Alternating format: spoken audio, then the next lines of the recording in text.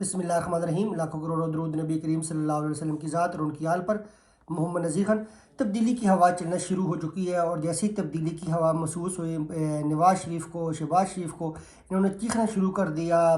یہ تکلیف میں آ گئے، پریشانی میں آ گئے، یہ بخلاہٹ کا شکار ہو گئے اور ان کو سمجھ نہیں آ رہی یہ کون سا بیانیہ بنایا۔ اور سب سے پہلے جس طرح انہوں نے سپریم کورٹ کے اوپر حملہ کیا تھا، انہوں نے ایک بار پھر جو ہے پشاور ہائی کورٹ کو تنقید کا نشانہ بنایا۔ مسلم لیگ نواز ہمیشہ جب اقتدار ان کے ہاتھ سے نکلتا ہے، جو اپوزیشن میں آتے ہیں، تو یہ ہمیشہ اداروں کو کنٹروورشل کرتے ہیں، اداروں کے اوپر ٹارگٹ کرتے ہیں، اداروں کو کمزور کرتے ہیں۔ تو جس طرح پی ٹی آئی کو بلے کا نشان واپس ملا، تو اس سے نون لیگ کو کیا نقصان ہوا؟ تو صرف اور صرف ان کی بے چینی تھی، گھبراہٹ تھی، جس کی وجہ سے یہ بخلاہٹ کا شکار ہو چکی ہیں اور ان کو کچھ سمجھ نہیں آ رہی کیا کرنا ہے۔ اب الیکشن میں 1 مہینہ رہ گیا ہے، تو پہلے تو بنیادی سوال تو یہ بنتا ہے، ان سے پوچھا جائے کہ اگر پی ٹی آئی کو بلے کا نشان مل گیا ہے واپس، تو اس سے مسلم لیگ نواز کو کیا نقصان ہوا ہے؟ اس کا کون سے آئینی حقوق معطل ہوا ہے؟ کون سے اس کی بطور سیاسی جماعت اس کی جو حقوق ہیں وہ سسپینڈ ہوئے ہیں؟ تو یہ پی ٹی آئی کا اندرونی معاملہ تھا۔ اگر تو یہ سمجھ رہے تھے کہ شاید انتخابی میدان میں پی ٹی آئی نہ ہو، ان کو کھلا میدان ملے، تو یہ ان کی خام خیالی تھی۔ تو جیسے ہی تبدیلی جو ہے وہ آنا شروع ہوا ہے، تو ان کے جو اپنے حامی صحافی ہیں جو ان کے گروپ سے تعلق رکھتے ہیں، انہوں نے عمران خان کے خلاف ایک پروپیگنڈا کرنا شروع کر دیا، ایک فضول قسم کی کالم لکھنے شروع کر دیے۔ مثال کے طور پہ جاوید چودھری نے عمران خان کے خلاف کالم لکھ دیا کہ عمران خان کو جب اقتدار ملے گا تو خودکشی ہوں گی، کیسا سخت نظام ہوگا احتساب کا، یہ جو چیزیں اس نے گنوا دی۔ سب سے پہلے ایک بات یاد رکھیں، عمران خان کبھی بھی اداروں کے خلاف نہیں ہے۔ ادارے ہیں تو پاکستان ہے، مضبوط ادارے ہیں تو خوشحال معاشی طور پہ مضبوط پاکستان ہے۔ ہاں، عمران خان بات کرتا ہے، ضرور بات کرتا ہے ان سیاستدانوں کی، کرپٹ لوگوں کی، جنہوں نے پاکستان کو لوٹا یا کسی طریقے سے اپنی جو دولت ہے وہ بیرون ملک اکٹھی کر کے رکھ دی ہے۔ اب مان لیں کہ نواز شریف جو ہے وہ پاکستان سے محبت کرتا ہے، بڑا درد دل ہے اس کو عام آدمی کی تکلیفوں میں کہ عام آدمی خودکشی کر رہا ہے، اس کے پاس روٹی کے لیے پیسے نہیں ہیں، بچوں کو تعلیم کے لیے، صحت کی سہولیت کے لیے اس کے پاس پیسے نہیں ہیں۔ تو نواز شریف کی کتنی زیادہ دولت ہے وہ بیرون ملک اس نے اکٹھی کی ہوئی ہے، تو وہ پاکستان لے کے آ جائے تو یقین کریں جب نواز شریف کی دولت جو بھی اس نے باہر جمع کی ہوئی ہے وہ اگر پاکستان آ جائے تو پاکستان کے 70% معاشی مسائل حل ہو جائیں، پاکستان کو آئی ایم ایف کی ضرورت نہ پڑے، ورلڈ بینک کی ضرورت نہ پڑے۔ اسی طرح آصف علی زرداری کی بیرونی ممالک اثاثے ہیں، وہ کیوں نہیں پاکستان لے کے آتے؟ یہ صرف اور صرف ان لوگوں نے ہمیں غلام بنا لیا ہے اور سمجھ لیا ہے کہ یہ ملک جو ہے صرف اور صرف یہاں پہ پروٹوکول لینا ہے، اقتدار انجوائے کرنا ہے۔ تو جیسے یہ لوگ اپوزیشن میں آتے ہیں تو یہ لندن چلے جاتے ہیں، ان کی اولادیں اور لندن میں یاشی کرتی ہیں، ان کی کاروبار لندن میں ہے، تو ہم لوگوں کو انہوں نے بھیڑ بکری سمجھ لیا ہے۔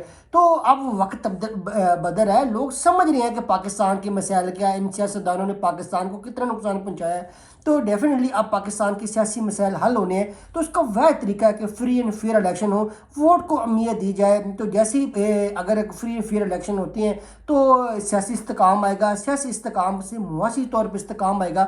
تو اب تبدیلی کی ہوا اتنا چلنا شروع ہو گیا کہ 16 ماہ کے بعد جو ہے پی ٹی آئی کا جو بیانیہ تھا وہ تمام چینلز نے نشر کیا، پی ٹی وی نہیں دکھایا، جس طرح انہوں نے مرنگ اور روزیب، رانا ثناءاللہ کے ٹکرز وغیرہ چلائے۔ یہ تو سمجھ رہے تھے کہ ہمیں ان اپوز الیکشن ملے گا، ہم بلا مقابلہ الیکشن جیت جائیں گے۔ ایسی صورتحال نہیں تھی۔ جہانگیر ترین کو بڑا تکلیف ہے، درد ہے۔ جہانگیر ترین نے کس طرح چینی سے پیسہ بنایا عمران خان کے دور میں، اس نے اس کے اوپر کریک ڈاؤن کیا۔ تو یہ سارے لوگ جو ہیں ان کے اپنے مفاد ہیں، یہ مفاد کے لیے اکٹھے ہیں، ان کو عام آدمی کا درد نہیں ہے، عام آدمی کی تکلیف نہیں ہے۔ اگر عام آدمی کا نواز شریف کو درد ہوتا تو یہ دولت جو ہے وہ اس نے جو بیرون ممالک اکٹھی کی ہوئی ہے، وہاں پہ کاروبار کرتا ہے، پراپرٹیز بنائی ہیں، وہ پاکستان لے کے آ جائے۔ تو ڈیفینیٹلی جب پاکستان لے کے کون سے لوگوں نے یا اداروں نے آپ کی دولت ہڑپ کرنی ہے، وہ ضبط کرنی ہے، آپ کی دولت ہے وہ پاکستان لے کے آئے، یہاں پہ انویسٹ کریں، پاکستان کا معاشی پہیہ چلے، پھر تو مان لیا کہ آپ واقعی درد دل رکھنے والے انسان ہیں۔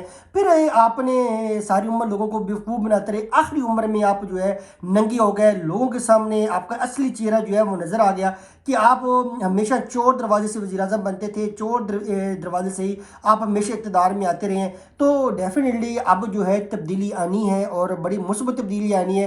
تو عمران خان کی پالیسیز کے اوپر آپ لاکھ تنقید کریں، لیکن عمران خان کو کریڈیبلٹی آپ ضرور دیں کہ اس کے دور میں اداروں کے ساتھ عوام سے سپلائی بنائی ہوئی دیوار کے ساتھ کھڑے تھے، وہ اداروں کو تقویت دیتا تھا، لیکن سیاستدان جو تھے، جو کرپٹ لوگ ہیں، کرپٹ پولیٹیشنز ہیں، سیاستدان ہیں، وہ عمران خان سے گھبرائے ہوئے تھے، آج بھی وہ گھبرا رہے ہیں، وہ شہباز شریف ہو، نواز شریف ہو، تو ان کی جو پریشانی ہے، ان کے جو چہرے کی ہوائیں اڑی ہوئی ہیں، وہ صاف بتا رہی ہیں کہ اب گیم الٹ ہو چکی ہے اور نواز شریف ہار ہے، اور جیسے ہی الیکشن قریب آ رہے ہیں دن بدن نواز شریف جو ہے وہ ہارتا جا رہا ہے، ہارتا جا رہا ہے۔ یہ کسی جمہوریت میں ایسا ہوتا ہے، کسی ملک میں ایسا ہوتا ہے کہ آپ کے دور کا اپوزیشن لیڈر جو ہو وہ ہی آپ کی پارٹی کے ٹکٹ کا خواہش مند ہو، تو اس سے زیادہ آپ کو کتنی آپ کو فری سپیس دی گئی، کتنا آپ کو کہا گا کہ آپ کام کریں۔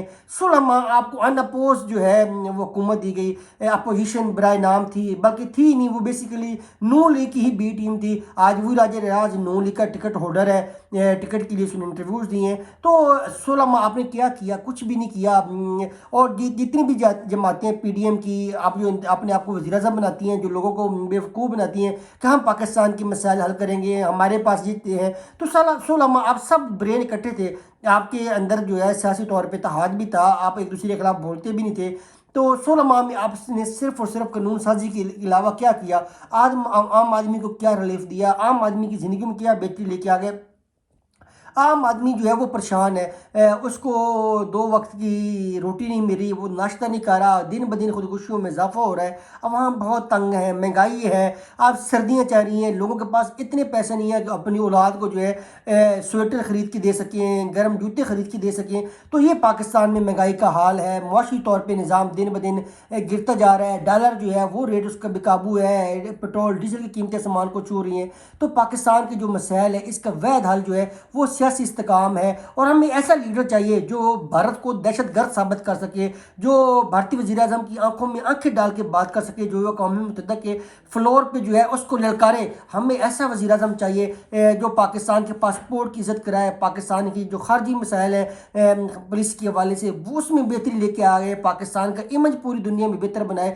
تو اس کا وہ طریقہ جو ہے کہ موقع دینا چاہیے عوام کو کہ وہ اپنے ووٹوں سے جو ہے اپنا لیڈر منتخب کریں، اور پھر اس لیڈر کو بھی چاہیے کہ جب اقتدار میں ہے تو قوم کی جو امانت ہے ووٹ، اس کے تقدس کا احترام کرے، اور اصلی معنوں میں، حقیقی معنوں میں پاکستان کو فلاحی ریاست بنائے۔ پاکستان زندہ باد، پاک فوج زندہ باد۔